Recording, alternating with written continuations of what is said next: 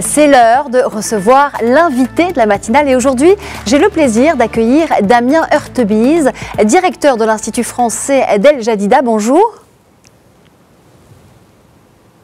Bonjour. Alors, les instituts français du Maroc se mettent à l'heure du Ramadan. On va parler spiritualité et musique du monde, donc, qui seront à l'honneur. C'est un rendez-vous important. Vous êtes avec nous en direct de Casablanca pour nous parler de cette programmation culturelle spéciale dédiée au mois sacré. Est-ce que vous pouvez nous dire ce que sont ces nuits du Ramadan et surtout ce qui fait la particularité de cette 12e édition du festival ? Alors effectivement, l'Institut français du Maroc organise chaque année les Nuits du Ramadan, qui sont un festival un petit peu original parmi tous les festivals de musique que l'on peut voir ici au Maroc.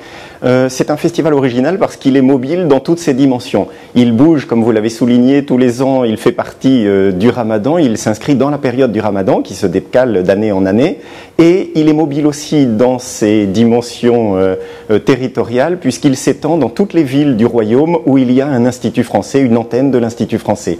Donc il y a en tout 12 villes où se tient ce festival et non pas comme un festival plus classique dans une ou deux villes.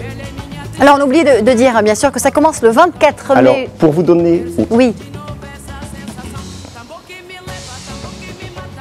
Oui, je vous en prie. Oui, pour vous donner quelques idées sur la thématique et ce qui fait l'originalité de l'édition 2018, eh bien, nous avons choisi cette année de mettre à l'honneur les voix de femmes, puisque le Festival des Nuits du Ramadan propose une programmation de musique du monde dans laquelle nous avons remarqué qu'il y avait beaucoup plus de voix d'hommes. Ce sont des groupes souvent très très masculins, avec une petite touche féminine qui est une caution supplémentaire, mais qui fait rarement le pivot de ces groupes musicaux. Eh bien, cette année, nous avons voulu, au contraire, nous focaliser sur des groupes dont les voix de femmes sont vraiment l'articulation, le centre, et mettre à l'honneur ces voix de femmes avec une sélection de 4 artistes qui nous proposent une musique vraiment très forte, une musique faite de dialogue, de partage, à l'image de la période du Ramadan, puisque notre inscription dans la période du Ramadan tient vraiment à souligner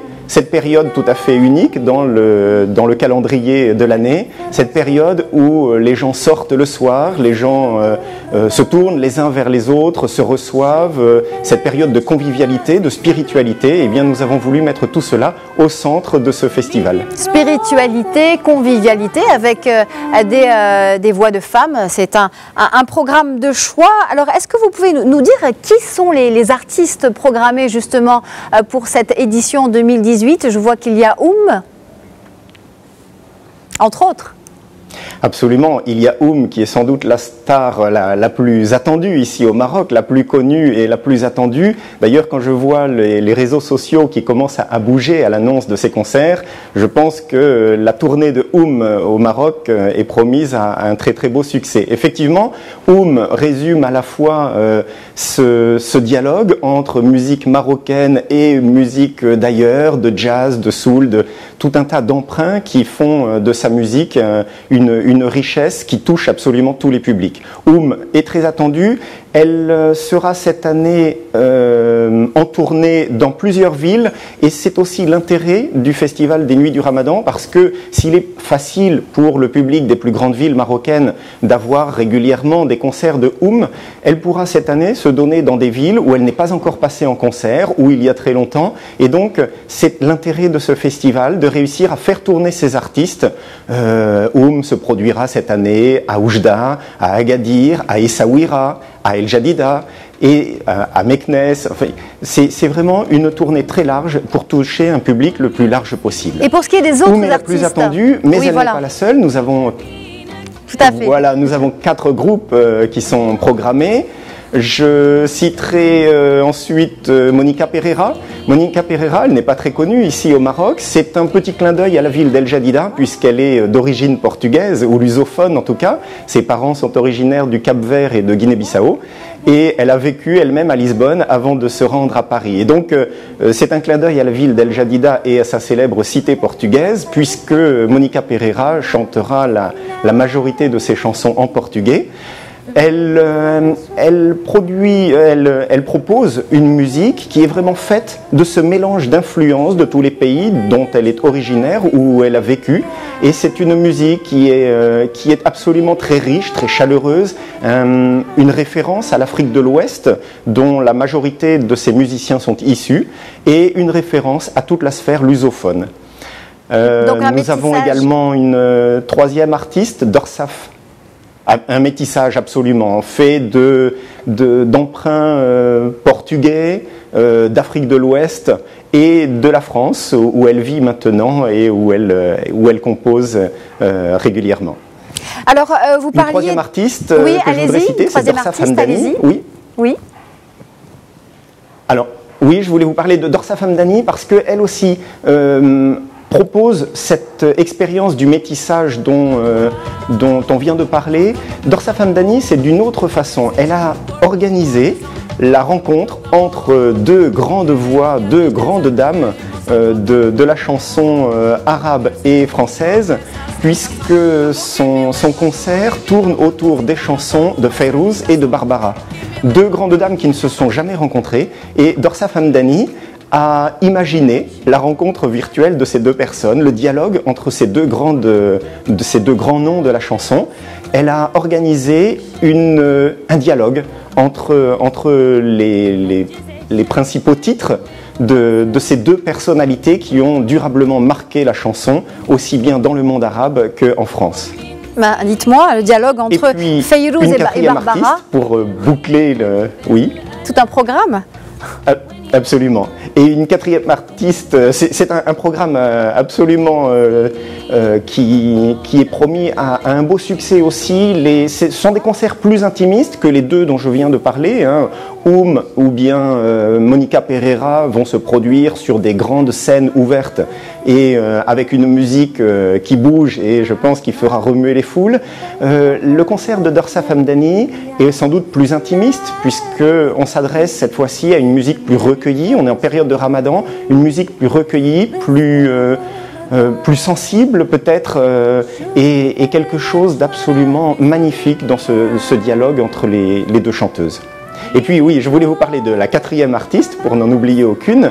Nous avons Al-Sara and the New Buttons, qui est une chanteuse originaire du Soudan cette fois-ci.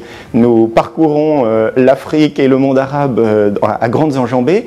Al-Sara est originaire du Soudan et nous propose une musique qui est inspirée du funk soudanais. C'était vraiment son credo, ce qu'elle a mis sur sa page Facebook, le funk soudanais n'est pas mort. Elle a voulu revisiter cette musique du Soudan en dialogue avec la musique égyptienne, puisque c'est vraiment sa sphère d'influence. Et aujourd'hui, elle en a fait une musique très actuelle, très moderne, avec une forte influence de soul. Et c'est une musique qui devrait énormément toucher les jeunes. Al-Sara n'est pas très connue, et pas très connue ici au Maroc. Pourtant, elle a déjà été repérée par Visa for Music en 2014. Donc c'est une personnalité qui est déjà venue une fois ici au Maroc et que le public marocain va découvrir avec grand plaisir, j'en suis certain. Pour nous, c'est vraiment un coup de cœur que nous voulons mettre en avant. Ah ben, j'imagine, oui, un coup de cœur avec du funk soudanais, un festival très très innovant cette année, Damien Hurtebise. Alors justement, est-ce que le format des concerts sera le même dans toutes les villes ? Alors non, les nuits du Ramadan, donc je vous ai dit, sont réparties dans tout le royaume, dans toutes les villes où il y a un institut français, donc dans 12 villes différentes.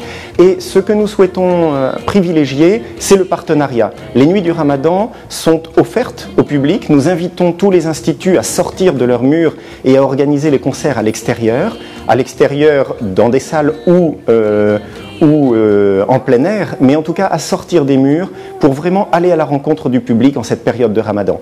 Et puis chaque institut, chaque antenne a la liberté de s'associer en partenariat avec des partenaires locaux pour proposer une forme innovante des concerts. Donc nous sommes très heureux quand les instituts peuvent, souvent en lien avec le ministère de la Culture, avec la direction locale du ministère de la Culture, proposer un concert à deux parties. Merci beaucoup Damien Hurtebise, des partenariats locaux donc possibles.